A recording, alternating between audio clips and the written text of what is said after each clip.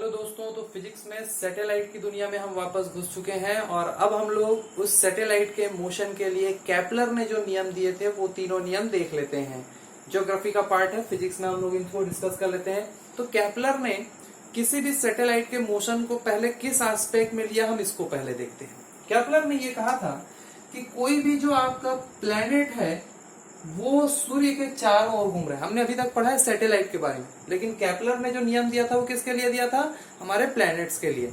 तो सूर्य जो है, कोई भी जो आपका प्लैनेट है वो सूर्य के चारों ओर चक्कर काट रहा है, तो हम लोग एक शब्द यूज करेंगे कि वो इलिप्टिकल ऑर्बिट में, यानी कि दीर्घ वृत्ताकार पथ में चक्कर काटता है। आपको यहाँ पर समझ में आ गया होगा, दीर्घ वृत्ताकार पथ कभी भी वो सर्कुलर नहीं होता है, उसका रेडियस फिक्स नहीं होता है, वो बदलते रहता है। ठीक है, तो ये आपका दीर्घ वृत्ताकार या इलिप्टिकल पाथ में हमारा जो प्लेनेट है वो सूर्य के चारों ओर चक्कर काट रहा होता है।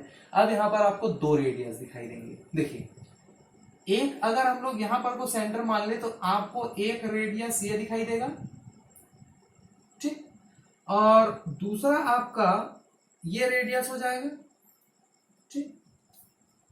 तो इस इलिप्टिकल आपके सरफेस पाथ में या आपका जो दीर्घ वृत्ताकार पथ है जिसमें आपका जो सूर्य जहां पर होता है उस पॉइंट को हम बोलते हैं फोकस। ठीक है, ये लार्ज रेडियस और ये स्मॉल रेडियस, दो रेडियस है। तो जब हम केपलर का नियम पढ़ेंगे तो हमेशा प्लेनेट को सूर्य के चारों ओर सर्कुलर पाथ में नहीं बल्कि इलिप्टिकल पाथ में घुमाते हैं। समझ में आया? और इसी एस्पेक्ट में हम लोग केपलर के नियमों को पढ़ेंगे और केपलर ने तीन नियम दिए। चलिए देखते हैं। तो भाई तीनों नियमों में से पहला नियम जो है लॉ ऑफ ऑर्बिट, कक्षाओं का नियम, जो हमने पहले ही एक्सप्लेन कर रखा है कि कोई भी जो प्लेनेट है, कोई भी जो ग्रह है वो सूर्य के चारों ओर इलिप्टिकल पाथ में चक्कर काट रहा होता है और ऐसा चक्कर काटता है कि सन हमेशा उस इलिप्टिकल पाथ के फोकस में रहे। भाई दूसरा नियम जो है वो क्षेत्रीय वेग का नियम, लॉ ऑफ एरियल वेलोसिटी का है। भाई इस नियम के अनुसार मान लीजिए आपका सैटेलाइट जो है वो आपका जो प्लेनेट है वो सूर्य के चारों ओर मोशन कर रहा है। यहां से अगर उसने मोशन शुरू किया तो आपके सूर्य से इस प्लेनेट तक का जो रेडियस है, मिलाने वाली जो रेखा है, ये सपोज ये अभी P1 टाइम पर है और सपोज ये थोड़ी देर में ये P2 तक पहुंच जाए तो जो एरिया कवर होगा, ठीक। और इसी प्रकार से इधर जो आपका सबसे मैक्सिमम आपका जो रेडियस है वहां पर लेके चले।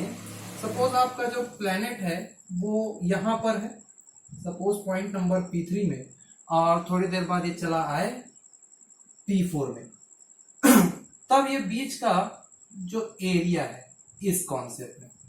तो जब प्लेनेट सूर्य के चारों ओर इलिप्टिकल पाथ में या दीर्घ वृत्ताकार पथ में जब चक्कर काट रहा होता है तब सूर्य को प्लेनेट से या आपके ग्रह से मिलाने वाली रेखा के द्वारा तय किया गया क्षेत्रफल, इसके साथ आपका जो रिलेशन बैठता है इसको हम लोग देखेंगे।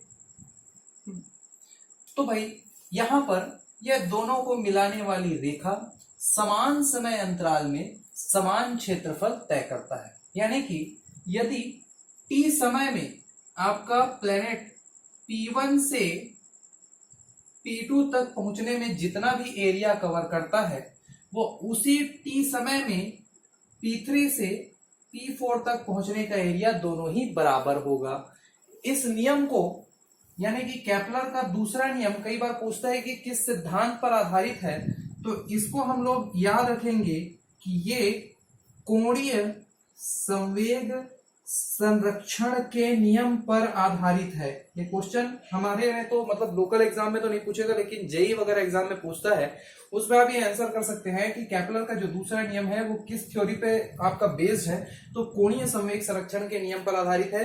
आपके प्लेनेट को सूर्य से मिलाने वाली रेखा समान समय में समान एरिया कवर करती है, ये दूसरा नियम है, ठीक। यानी कि जब आपका प्लेनेट सूर्य के पास है तब उसकी वेलोसिटी ज्यादा, और जब प्लेनेट सूर्य से दूर हो तो वेलोसिटी कम होती है।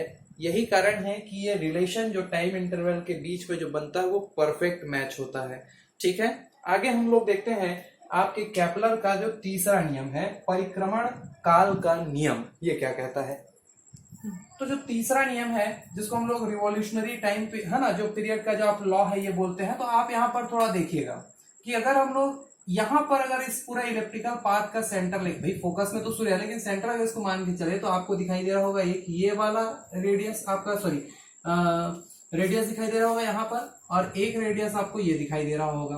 तो यहाँ पर देखिए, सपोज अगर ये ए है और ये बी है, तीसरे नियम में ये कहा जाता है कि भाई कोई भी प्लेनेट इस इलिप्टिकल पाथ में जितना भी रिवॉल्यूशनरी टाइम लेता है, पीरियड लेता है एक चक्कर काटने में, उसका स्क्वायर उस इलिप्टिकल पाथ के रेडियस, तो दो रेडियस है, एक है मेजर और एक है माइनर, तो हमेशा इसमें किसको लेना होगा, मेजर रेडियस को, बड़ा वाला जो आपका दिखाई दे रहा है ना, दीर्घ कक्ष अक्ष जो दिखाई दे रहा है उसको ही लेना है, वो उसका क्यूब आपके इसके डायरेक्टली प्रोपोर्शनल होता है।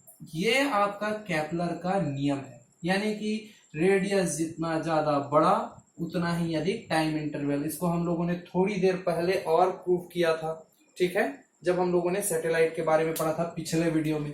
तो इस प्रकार से केपलर ने 3 नियम दिए हैं। पहला नियम आपका लॉ ऑफ ऑर्बिट, दूसरा नियम आपका लॉ ऑफ एरियल वेलोसिटी जिसमें कितना एरिया कवर होता है पर टाइम इंटरवल, और तीसरा नियम जो होता है आपका रिवॉल्यूशनरी पीरियड का नियम है। ये फॉर्मूला आप याद रखेंगे, ठीक। तो इस प्रकार से केपलर का नियम यहाँ खत्म होता है। अगली कक्षा अगली जो हमारे वीडियो होगा उसमें हम लोग प्रेशर के नियमों को देखेंगे, और साथ ही साथ हमारा मोशन का एक टॉपिक छूट गया है जिसको हम लोग ऑसिलेटरी मोशन, या हमारा जो एक और मोशन जो हमारा प्रोजेक्टाइल मोशन, 2 मोशन छूटे हुए हैं, दोनों ही हम लोग कवर कर लेंगे। नमस्कार।